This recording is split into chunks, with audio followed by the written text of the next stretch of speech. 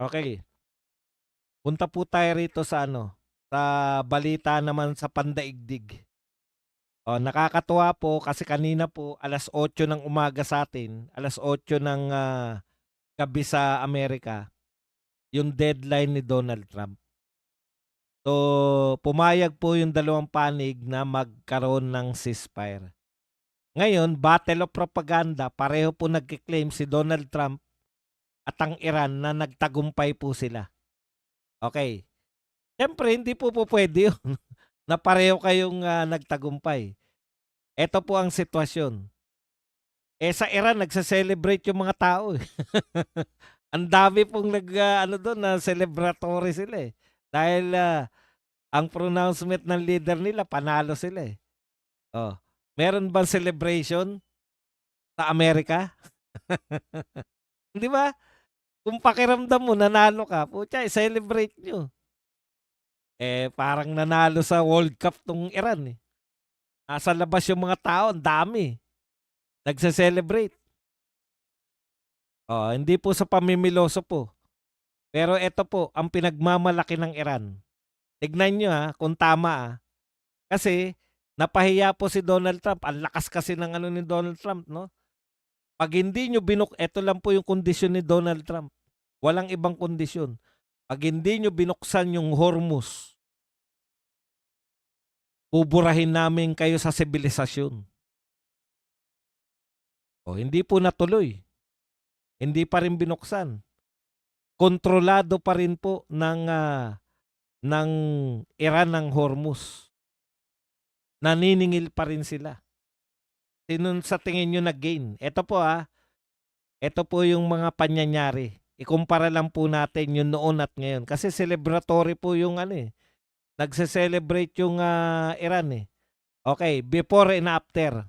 Tignan niyo po kung sino po mas may karapatan na mag-claim na nagtagumpay. Alam ko po maraming pilosopo sa atin na sasabihin, walang tagumpay sa giyera.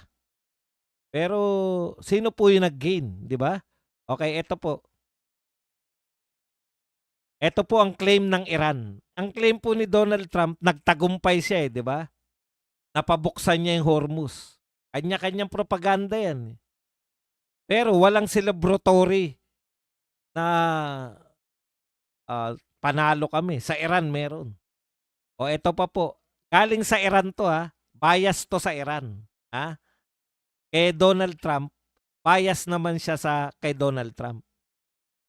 Okay, before, Strait of Hormuz was open. Now, Strait of Hormuz stays under Iran control to charge 2 million per ship, that is massive 100 billion per year. So ngayon po, kontrolado ng Iran at meron pa rin pong toll. Kanino mapupunta yung toll? Oy, mali pala ako, pasensya na po sa mga nanonood ng Birada tsaka yung paulit-ulit ako. Akala ko 20 million bariles, yung pala 2 million lang. Kaya ang bawat barko, $2 million ang toll nila sa Iran. Okay, before ang ibig sabihin po ng before, bago magkaroon ng bombahan. Before, US sanctions on Iran. Yan, may sanction po yung Iran, eh. Now, dahil nagkasundo yung Iran tsaka US, all sanctions removed after 47 long years. Imagine, 47 years na yung sanction ng Iran. Before, Iran can keep uranium. Now, no further restrictions. Tignan nyo. Dati hindi po pinapayagan na magkaroon po o magpa-enrich. Ibig sabihin po, hindi po pinapayagan ng US at ng mga kaalyado na yung Iran mag-enrich ng uranium. Yung uranium po, yan po ang mga kinakailangan para makapag-develop ka ng nuclear energy at nuclear weapons. Ngayon po, wala na pong pigil sa pagkakaroon ng uranium ng Iran. Before, all oil trades, ito po ang pinakamasakit na pagkatalo ni Donald Trump. Dati, lahat po ng oil trades ay US dollar. So pag bibili ka po, US dollar. Ngayon po, Chinese yuan na po ang pinambibili ng mga langis ng dadaan sa Hormuz. Yung sa Hormuz lang ha. Yan po ang biggest setback ng US.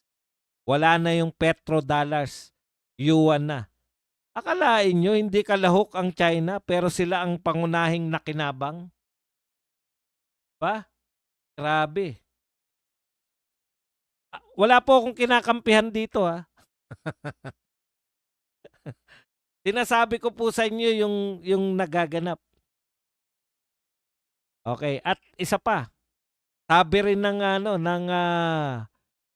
Russia, kung gusto nyong bumili ng langis sa amin, yuan ang pambayad ng mga European countries. Grabe. Yan po.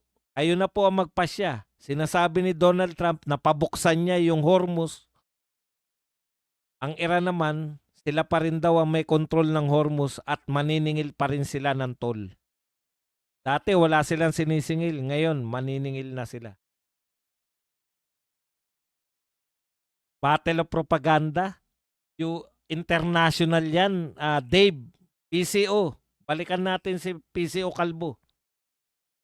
International to. Isang pangyayari, dalawa nagke-claim na sila yung nagtagumpay. Yan yun. Ngayon, marami pong biktima dyan. Maraming napapanood lang yung mga speech ni Donald Trump na tagumpay si Donald Trump sa ginawa niya sa Iran. Marami naman na nanonood lang sa Iran na tagumpay yung Iran. Parehong nagtagumpay. Di po pwede yung ganun. Tapos, ikaw, PCO chip, instead na problemahin mo, paano maiiwasan yung fake news, paano magiging katiwa-tiwala yung mga tauhan ko, hindi, abuli namin yan, ididemanda namin.